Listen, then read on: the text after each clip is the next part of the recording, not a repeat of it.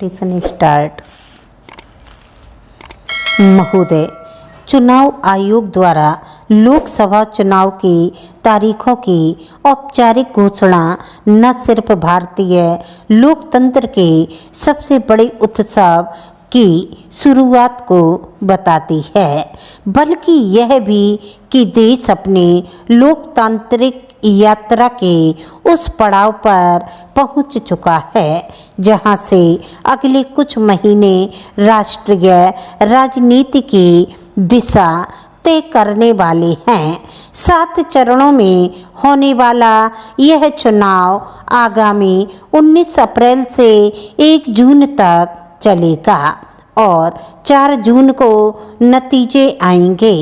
पूरी चुनावी प्रक्रिया 44 दिनों तक चलेगी, जो 1951-52 में देश के पहले आम चुनाव के बाद से दूसरे सबसे लंबे चलने वाले चुनाव हैं। इसके अलावा 1991 के बाद से यह पहली बार होगा जब नतीजों की घोषणा जून में होगी। कांग्रेस का कहना है कि इससे प्रधानमंत्री को चुनाव प्रचार का अतिरिक्त समय मिलेगा, जबकि निर्वाचन आयोग के अनुसार चुनावों की घोषणा में 6 दिन की देरी की वजह चुनाव आयुक्त अरुण गोयल का एकाएक इस्तीफा दिया जाना है। मार्च और अप्रैल में होली और बैसाखी जैसे पर्वों का होना भी एक वजह कही जा रही है। कुछ भी हो, चुनाव के ज़्यादा समय तक चलने का अर्थ है आदर्श आचार संहिता का लंबा खिंचना जैसे विकास कार्यों में अवरोध पैदा होता है। इस लिहाज से चुनावी शेड्यूल जितना छोटा हो उतना ही श्रेयस्कर होता है।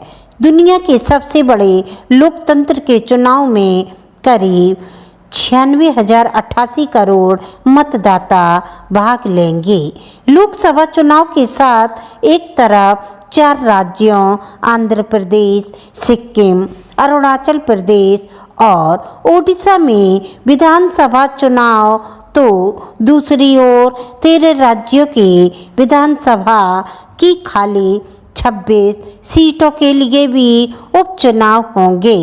देश में लोकसभा चुनावों के इतिहास में पहली बार चुनाव आयोग द्वारा 85 से ज़्यादा उम्र 40% से ज़्यादा दिव्यांग लोगों को घर से वोट देने की सुविधा दिया जाना निश्चित ही स्वागत योग्य है, जिससे देश के लाखों बुजुर्ग और दिव्यांग अपने वोट को उपयोग कर पाएंगे।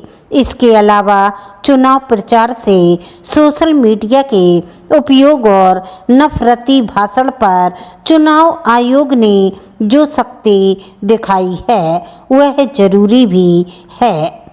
इस चुनाव में 1.82 करोड़ युवा पहली बार वोट डालेंगे, जिन पर सभी राजनीतिक दलों की नज़र होगी।